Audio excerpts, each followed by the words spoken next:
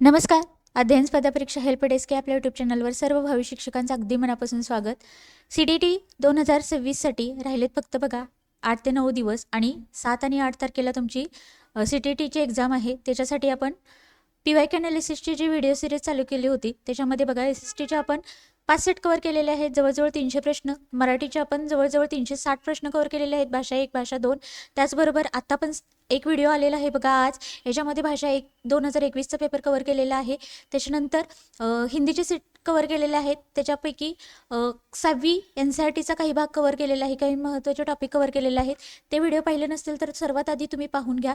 आणि खूपच डिमांडफुल असणारा हा व्हिडिओ बघा. तर पॉझिटिव्ह आणि निगेटिव्ह जे टॅगवर्ड्स आहेत तर त्या टॅगवर्ड्सचा SST पेपर क्रमांक 2 बघा. पेपर क्रमांक 2मध्ये SSTसाठी म्हणजे समाजशास्त्र किंवा सोशल सायन्स सामाजिक अध्ययन हा जो पेपर आहे तर या पेपरमध्ये पेडॉलॉजी आणि SST पेडॉलॉजीला तुम्हाला 20 मार्क असतात आणि 20 प्रश्न हे पेडॉलॉजीवर आधारित असतात.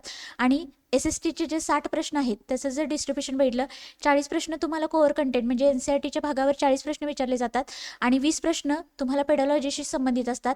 आणि हे खूप जास्त वेटेज आहे बघा. 20 प्रश्न तुम्हाला पेडॉलॉजीला ॲज अ टीचर म्हणून कोणत्या अध्यापन पद्धती तुम्ही SSTचं म्हणजे समाजशास्त्राचं अध्यापनशास्त्र याच्यामध्ये वापरणार किंवा अध्यापनातील ज्या समस्या असतील, उपचारात्मक अध्यापन असेल आणि पेडॉलॉजीचे प्रश्न टॅकल करत असताना कोणते शब्द विशेष करून म्हणजे पॉझिटिव्ह शब्द कोणते, निगेटिव्ह शब्द कोणते, पर्यायामध्ये ते दोन्ही शब्द वापरलेले असतात. आणि निगेटिव्ह जर टॅगवर्ड्स आपण इलिमिनेट करत गेलो तर आपण डायरेक्ट बघा कन्सेप्ट माहीत नसेल, उत्तर माहीत नसेल तरी पण डायरेक्ट आपण पेडॉलॉजीचे जे क्वेश्चन आहेत पेडॉलॉजीचे ते किंवा SST अध्यापनशास्त्राचे ते अगदी इझिली आपण टॅकल करू शकतो. त्याच्यासाठी CTTमध्ये बघा पॉझिटिव्ह निगेटिव्ह जे टॅगवर्ड्स आहेत त्याचा फक्त SSTसाठी नाही तर इतर जे बालमानसशास्त्र असेल किंवा हिंदी असेल, मराठी असेल त्या विषयाचे जे टॅगवर्ड्स आहेत तर त्याचा रोल खूप मोठा असतो. आणि CTT बघा जे स्मार्टली अभ्यास करतात त्यांच्याकडे तरी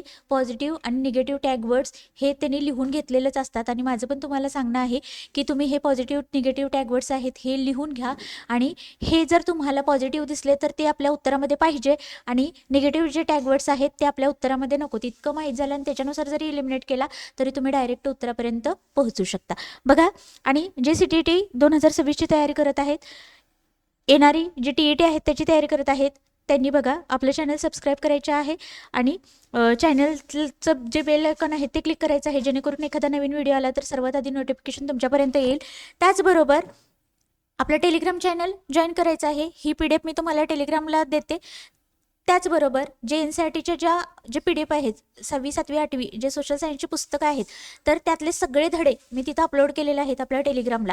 महत्त्वाच्या ज्या PDF आहेत क्वेश्चन पेपरच्या त्या तिथं अपलोड केलेल्या आहेत. मराठीच्या पुरवणी तिथे आहेत. त्याचबरोबर NCERT सारसंग्रहाचे जे 1 लाइनर नोट्स आहेत ते ॲप तिथे अवेलेबल आहेत. त्याचबरोबर अजून पण ह्या 8-9 दिवसामध्ये जर पेपर तुमच्या हाताखालून गेले तर 150 प्रश्न तुम्ही मॉक टेस्टच्या स्वरूपात सोडवू शकता अगदी विनामूल्य. त्या ॲपची लिंक तुम्हाला टेलिग्रामवर देण्यात आलेली आहे. तिथून तुम्ही डेली 150 प्रश्न जरी केलं तर बघा अजून पण 8-9 दिवस आहेत. खूप जास्त वेळ तुमच्या हातामध्ये आहे, त्यामुळे गोंधळून जाऊ नका. अभ्यास झाला नसेल तर तरी पण काही हरकत नाही. आणि ज्यांना शक्य आहे त्यांनी अगदी 59 रुपयेमध्ये आपली मेंबरशिप चालू आहे, तिथं जॉईन करू शकता. काही महत्त्वाचे कन्सेप्ट असतील, थेरीचा काही पार्ट असेल, काही महत्त्वाचे क्वेश्चन असतील, काही टिप्स असतील, काही ट्रिक्स असतील तर त्या पण मी तिथं तुम्हाला अपलोड करून दिलेले आहेत. त्याचे पण व्हिडिओ अवेलेबल आहेत. ज्यांना शक्य आहे त्यांनी 59 रुपये भरून मेंबरशिप जॉईन करा. ज्यांना नाही शक्य त्यांनी आपले रेग्युलर व्हिडिओ पाहिलेत तरी चालेल. आता पॉझिटिव्ह टॅगवर्ड्समध्ये बघा समावेशी शिक्षा असेल, बच्चे की त्रुटियाँ, प्रोत्साहन, दैनिक जीवन से जोड़ना, दृश्य श्राव्य सामग्री, विभिन्न संदर्भों में भाषा का प्रयोग, त्याच्यानंतर विविध गतिविधियाँ, चर्चा के अवसर, भूमिका अभिनय, बच्चों का सम्मान देना, करके सीखना, कारण का पता लगाना, त्रुटियाँ अधिगम का हिस्सा है, बाल केंद्रित सृजनात्मक गतिविधियाँ आणि अर्थपूर्ण उपागम व प्रोत्साहन. हे सर्व काय आहेत तर हे पॉझिटिव्ह टॅगवर्ड्स आहेत. एक एक करून आपण प्रत्येकाची माहिती घेऊया आणि त्याच्यानंतर निगेटिव्ह टॅगवर्ड्स बघूया. पॉझिटिव्ह टॅगवर्ड्समध्ये पहिला आहे समावेशी शिक्षा. बघा SSTमध्ये किंवा सोशल सायन्समध्ये जे विद्यार्थ्यांचं जे शिक्षणाचे उद्दिष्ट आहेत तर NCERT 2005 नुसार बघा नवीन अभ्यासक्रम निवडण्यात आलेला आहे NCERTमध्ये आणि त्याच्यानुसार समावेशी शिक्षा याचा अर्थ होतो वर्गातील सर्व मुलांचा सहभाग असलेलं शिक्षण, समावेशी शिक्षा. त्यामुळं हा एक टॅगवर्ड्स तुम्ही लक्षात ठेवायचा आहे. दुसरा टॅगवर्ड्स आहे बच्चे की त्रुटियाँ. आपल्या अध्यापनाचा किंवा अध्यापनाचा उद्देश काय असला पाहिजे किंवा शिक्षणाचे एक महत्त्वाचं उद्दिष्ट आहे तर विद्यार्थ्यांच्या ज्या त्रुटी आहेत, ज्या चुका आहेत तर त्या दुरुस्त करणे, बच्चों की त्रुटियाँ. टॅगवर्ड्स 2. त्याच्यानंतर बघा तिसरं, विद्यार्थ्यांना शिक्षणामध्ये प्रोत्साहन दिलं गेलं पाहिजे गतिविधी करण्यासाठी. त्यामुळे प्रोत्साहन हा आपला पॉझिटिव्ह टॅगवर्ड्स आहे. पुढं आहे दैनिक जीवनशैली जोडणं. जे आपण अध्ययन अनुभव विद्यार्थ्यांना देत असतो, पाठ्यक्रमामध्ये जो पाठ शिकवत असतो त्या गोष्टींचा तुम्ही जर विद्यार्थ्यांच्या दैनंदिन जीवनाशी संबंध जोडला तर त्या घटना असतील, तो अभ्यासक्रम असेल, तो घटक असेल, पाठ्यघटक विद्यार्थ्यांना समजण्यासाठी सोपा जातो. त्यामुळे हा एक पॉझिटिव्ह टॅगवर्ड आहे दैनिक जीवन से जोडणं. त्याच्यानंतर पुढचा आहे टॅगवर्ड दृश्य श्राव्य सामग्री. बघा, दृश्य श्राव्य सामग्री जे टीचिंग एड आपण वापरतो, जी काही सामग्री आपण अध्यापनामध्ये वापरतो तर त्याच्यामध्ये दृश्य आणि श्राव्य या दोन्ही सामग्रीचा वापर केलेला असला पाहिजे. त्यामुळे हा एक महत्त्वाचा पॉझिटिव्ह टॅगवर्ड आहे. पुढं विभिन्न संदर्भों में भाषा का प्रयोग. फक्त भाषा शिकणे, आत्मसात करणे याच्यासाठी नाही तर विविध संदर्भ देत असताना भाषेचा योग्य प्रकारे वापर झाला पाहिजे. हा एक पॉझिटिव्ह टॅगवर्ड आहे. पुढचा टॅगवर्ड आहे विविध गतिविध्या. गतिविधी हा म्हणजे बघा कृती किंवा कार्यवाही. विविध कार्यवाही म्हणजे त्याच्यामध्ये फील्डवर्क असेल, विविध कार्यवाहींचा, विविध कृतींचा अवलंब करून आपण शिक्षणाची उद्दिष्ट साध्य केली पाहिजेत, विद्यार्थ्यांना अध्ययन अनुभव पुरवले पाहिजेत. त्यामुळे हा एक पॉझिटिव्ह टॅगवर्ड आहे. पुढचा आहे चर्चा के अवसर. आता सर्वसमावेशी शिक्षण किंवा सर्वसमावेशक हे जे आपलं उद्दिष्ट आहे ते साध्य करण्यासाठी सर्व विद्यार्थ्यांना संधी दिली गेली पाहिजे. त्यामुळं चर्चा करण्यासाठी विद्यार्थ्यांना वर्गामध्ये संधी दिली गेली पाहिजे. त्यामुळं चर्चा के अवसर हा एक आपला पॉझिटिव्ह टॅगवर्ड आहे. त्याच्यानंतर बच्चों को सम्मान देना. तुम्हाला SST ज्यावेळी तुम्ही कंटेंट वाचत असता त्यावेळी हास्याकृत किंवा हास्यायीकरण हे शब्द तुमच्या कायम लक्षात असतील किंवा कायम तुमच्या वाचनातून गेले असतील. बघा, तर हास्याकरण म्हणजे काय, प्रवाहापासून विद्यार्थी, व्यक्ती, समूह यांना प्रवाहापासून दूर ठेवणे, त्यांना संधी कमी प्रमाणात देणे. तर विविध स्तरातील, विविध समाजातील, विविध धर्मातील विद्यार्थी वर्गामध्ये असतात. त्यामुळं प्रत्येक एका अमुक जातीच्या विद्यार्थ्यांना वेगळं त्यांना वेगळी वर्तणूक देणे आणि बाकीच्या विद्यार्थ्यांना वेगळ्या प्रकारे वर्तणूक देणे. तर अशा प्रकारे कोणतेही गोष्ट केली जाऊ नये आणि सर्व विद्यार्थ्यांना समान संधी असेल, सन्मान किंवा त्यांना सन्मान मिळाला पाहिजे. त्यामुळे बच्चों को सम्मान देना हा एक पॉझिटिव्ह टॅगवर्ड आहे. पुढचा आहे कारण का पता लगाना. आता काही पाठ्यघटक शिकत असताना अध्ययनामध्ये विद्यार्थ्यांच्या समस्या असतील तर त्या समस्या का आहेत, ती कौशल्य आत्मसात करताना विद्यार्थी कमी पडत आहे, ह्या सर्व गोष्टींच्या कारणांचा शोध घेतला जातो. त्यामुळे कारण का पता लागना हे काय आहे, टॅगवर्ड पॉझिटिव्ह टॅगवर्ड आहे. आणि ज्यावेळी आपण अध्यापनशास्त्राचे प्रश्न सॉल्व करत असतो त्यावेळी ह्यापैकी आता जे सांगितलेले टॅगवर्ड आहेत ते जर तुम्हाला पर्यायामध्ये दिसले तर ते आपल्याला बरोबर धरून चालायचे आहेत. आणि निगेटिव्ह जे टॅगवर्ड्स असतात ते आपल्याला एलिमिनेट करायचे असतात आणि त्याच्यावरून आपण उत्तर काढायचं असतं. इतकं हे सोपं आहे. कारण का पता लगाना म्हणजे विद्यार्थ्यांच्या ज्या समस्या आहेत त्यांच्या कारणांचा शोध घेणे. त्याच्यानंतर त्रुटियाँ अधिगम का हिस्सा आहे. आता विद्यार्थ्यांच्या चुका होणे हे काय आहे तर त्यांचे जे अध्ययन अनुभव आहेत तर त्याचा तो एक भाग आहे, हिस्सा आहे. विद्यार्थ्यांच्यामध्ये त्रुटी आहेत म्हणजे तो कमी पडत आहे किंवा त्याचं काही चुकत आहे असं होत नाही. तर विद्यार्थी चुकत आहे किंवा विद्यार्थ्यांच्यामधील त्रुटी हा फक्त काय आहे तर अध्ययन अध्यापन प्रक्रियेतील तो काय एक भाग आहे आणि त्रुटियाँ असलेच पाहिजे. त्यामुळे त्रुटियाँ अधिगम का हिस्सा आहे हे आपल्याला विधान बरोबर धरून चालायचं आहे. पर्यायामध्ये जर त्रुटीशी संबंधित एखादे विधान असेल तर तो पॉझिटिव्ह टॅगवर्ड असल्या कारणानं ते बरोबर धरून चालायचं असतं. त्याच्यानंतर पुढं आहे बालकेंद्रित. आता तुम्हाला SSTशी संबंधित, कंटेंटशी संबंधित आपण SST अध्यापनशास्त्र पाहतोय. मग अध्यापन कसं असलं पाहिजे किंवा पाठ्यक्रम की रचना कैसी होनी चाहिए अशा प्रकारचे प्रश्न पाहायला मिळतील. म्हणजे जिथं बालकेंद्रित आहे तो भाग आपल्याला धरून चालायचा आहे बरोबर. आणि शिक्षक केंद्रित वगैरे असेल तर ते आपल्याला एलिमिनेट करायला सोपं जातं.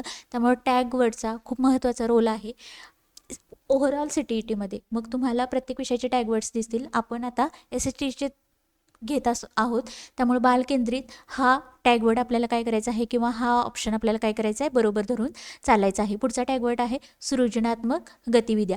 काहीतरी नवीकरणात्मक, सर्जनशील किंवा नाविन्यपूर्ण ज्या काही कृती असतील तर त्यांचा समावेश अध्यापनामध्ये असला पाहिजे किंवा पाठ्यक्रम शिकवताना शिक्षणाचे उद्दिष्ट साध्य करताना असला पाहिजे.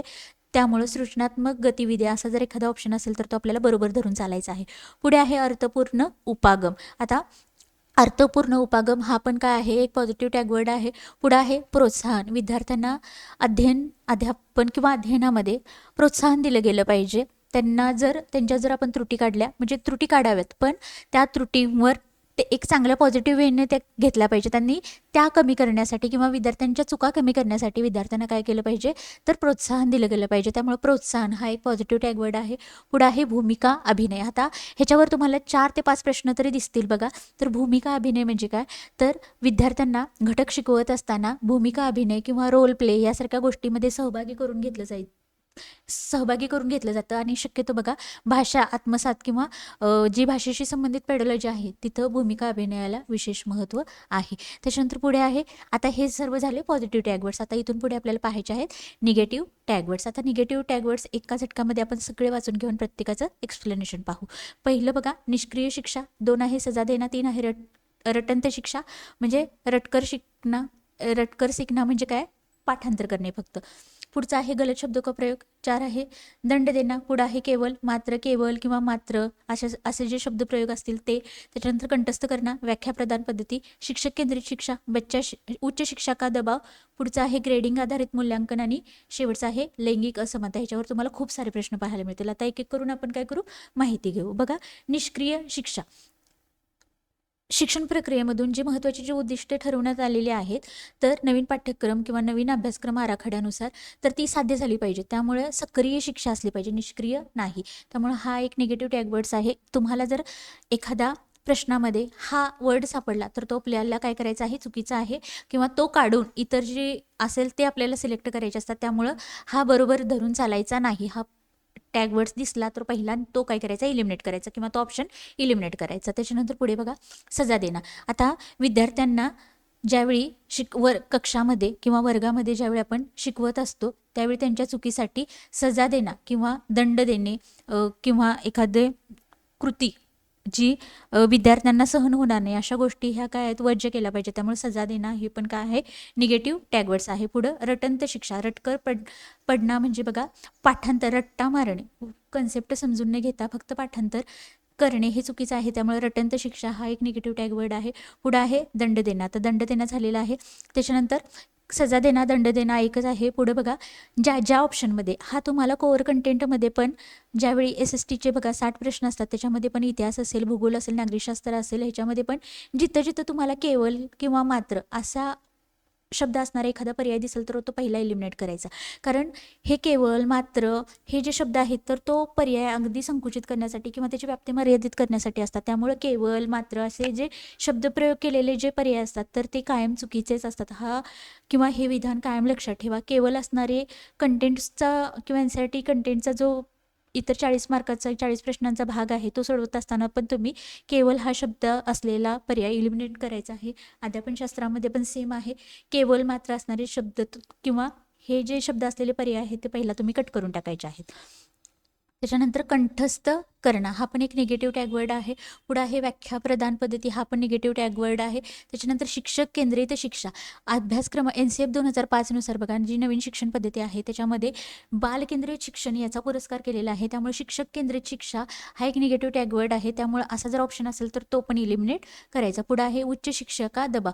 उच्च शिक्षणासाठी आता विद्यार्थ्यांच्यावर दबाव आणून एखादी गोष्ट त्यांच्याकडून करून घेतली जाते तर हे पण चुकीचं आहे. त्यामुळे उच्च शिक्षा का दबाव हा एक निगेटिव्ह टॅगवर्ड आहे. तो पण इलिमिनेट करून टाकायचा पर्याय. त्याच्या आहे ग्रेडिंग आधारित मूल्यांकन किंवा अंक आधारित. फक्त बघा मूल्यमापन करताना फक्त अ ब क श्रेणी देणे किंवा अंक आधारित मूल्यांकन करणे हे चुकीचं आहे किंवा मूल्यमापन करणं चुकीचं आहे.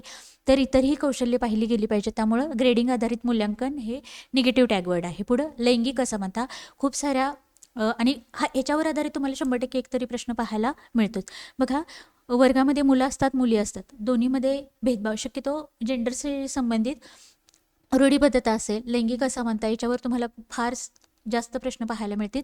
मुलं मुली फक्त मुलींना संधी देणे, मुलांना संधी देणे किंवा काही टेक्निकल गोष्टी मुलांना करायला लावणे आणि रांगोळी काढणे वगैरे अशा गोष्टी मुलींना करायला लावणे अशा संबंधीमध्ये किंवा अशा बाबतीत तुम्हाला एखादी सिच्युएशन क्रिएट करून दिली जाते बघा. आणि त्यामुळं लैंगिक असमानता जिथं जिथं दिसेल त्या संबंधीचा पर्याय तुम्हाला कट करून टाकायचा असतो. त्यामुळे जेंडर रूढीबद्धता असेल, लैंगिक असमानता असेल तर या गोष्टी जर तुम्हाला पर्यायामध्ये दिसला तर ते पर्याय पहिला तुम्ही इलिमिनेट करायचे आणि त्याच्यानुसार तुम्ही काय करायचं तर उत्तरं टिक करायचे असतात. अशा प्रकारे बघा आपण पॉझिटिव्ह आणि निगेटिव्ह टॅगवर्ड पाहिलेले आहेत. कशासाठी? SSTसाठी. खूप जास्त IMP व्हिडिओ आहे. तुम्ही जितका कंटेंटचा अभ्यास करता, जितका तुम्ही प्रश्नांचा अभ्यास करता, त्याचबरोबर टॅगवर्ड्स पण तुमच्याकडे संग्रही असणे आवश्यक आहे. तुम्ही काय करा तर एक पेज घ्या आणि सगळे टॅगवर्ड पॉझिटिव्ह असतील, निगेटिव्ह असतील तुम्ही लिहून काढा. त्याच्यावर कमांड घ्या. अजून 8-10 दिवस वेळ आहे आपल्या पेपरला. पॉझिटिव्ह कोणते आहेत एक 2-3 दिवस पॉझिटिव्ह सगळे पाठ करून घ्या. आणि ज्यावेळी तुम्ही प्रश्न जे सोडवताय किंवा प्रश्नपत्रिकांचा अभ्यास करता, प्रश्नपत्रिकांचा ॲनालिसिस करता, त्यावेळी यातले बरेचसे कीवर्ड्स तुम्हाला पर्यायामध्ये पाहायला मिळतील. त्यामुळे जर निगेटिव्ह कीवर्ड्स असतील तर ते इलिमिनेट करणे आणि तो एक कीवर्ड असणारे बाकीचे इतर पर्यायाने इलिमिनेट करणे, अशा पद्धतीनं जर बघा तुम्ही स्मार्टली जर पेपर सोडवला तर नक्की तुम्हाला खूप जास्त मार्क्स तुम्हाला CTETमध्ये मिळू शकतात. आणि हे झाले आपले SSTचे टॅगवर्ड्स. अशा पद्धतीने तुम्ही मराठी, हिंदीचे टॅगवर्ड्स असतील, बालमानसशास्त्राचे टॅगवर्ड्स असतील, प्रत्येक सेक्शनचे टॅगवर्ड्स, गणिताशी संबंधित काही पॉझिटिव्ह निगेटिव्ह टॅगवर्ड्स असतील, असे सगळे गोळा करा आणि ह्याच्यावर कमांड घ्या. आता राहिलेल्या दिवसामध्ये तुम्ही फार जास्त काहीही करू शकत नाही. वाचन म्हणजे काय, आता सगळी 1-4-5 पुस्तकं संपवू शकत नाही. जितकं वाचन झाले वेल अँड गुड. तुम्ही काय करा जास्तीत जास्त प्रश्नांचा सराव करा आणि जे काही टॅगवर्ड्स आहेत ते सर्व विषयांचे सर्व सेक्शनचे एकदा पाहून घ्या, लिहून घ्या आणि समजून घ्या आणि त्याच्यानुसार काय करा पेपरचा अभ्यास करा. सर्वांना पेपरसाठी अभ्यासासाठी खूप साऱ्या शुभेच्छा. चॅनल सबस्क्राईब केलं नसेल तर चॅनल सर्वांनी एकदा सबस्क्राईब करून ठेवा. पुढच्या ज्या काही स्पर्धा परीक्षा असतील, मग MPSC असेल, सरळ सेवा असतील, त्याचे पण आपले लेक्चर चालू होणार आहेत. आणि जूनला जी TET होणार आहे तर त्याचे पण आपले लेक्चर चालू होतील. त्यामुळे काय करा तुमचे जे कोणी मित्रमैत्रिणी स्पर्धा परीक्षेशी संबंधित अभ्यास करत असतील, TET CETची तयारी करत असतील तर त्यांच्यापर्यंत आपल्या चॅनलची लिंक पोहोचवा. टेलिग्राम जॉईन करा. स्पर्धा परीक्षेशी संबंधित सर्व मटेरियल तुम्हाला तिथं अवेलेबल आहे. फक्त शिक्षक भरती नाही तर इतर MPSC असेल, सरळ सेवा असेल, तलाठी भरती, बॉम्बे हायकोर्टची परीक्षा, तर ते सर्व मटेरियल तुम्हाला तिथे मिळेल. नवीन जाहिराती कोणत्या असतील तर त्याचं पण नोटिफिकेशन तुम्हाला आपल्या टेलिग्रामवर पाहायला मिळेल. आणि ही जी PDF आहे ती पण टेलिग्रामवर अपलोड करून देते. तिथून तुम्ही काय करू शकता, पाहू शकता. तिथून ते शब्द लिहून घ्या किंवा व्हिडिओ 1-2 वेळा पहा. त्याच्यातून पण सर्व कवर होईल. चालेल, धन्यवाद. आणि खूप मेहनतीने व्हिडिओ बनवत आहे त्यामुळे एक लाईक करायला अजिबात विसरू नका. चॅनल सबस्क्राईब करा, शेअर करा, त्याचबरोबर लाईकही जरूर करा.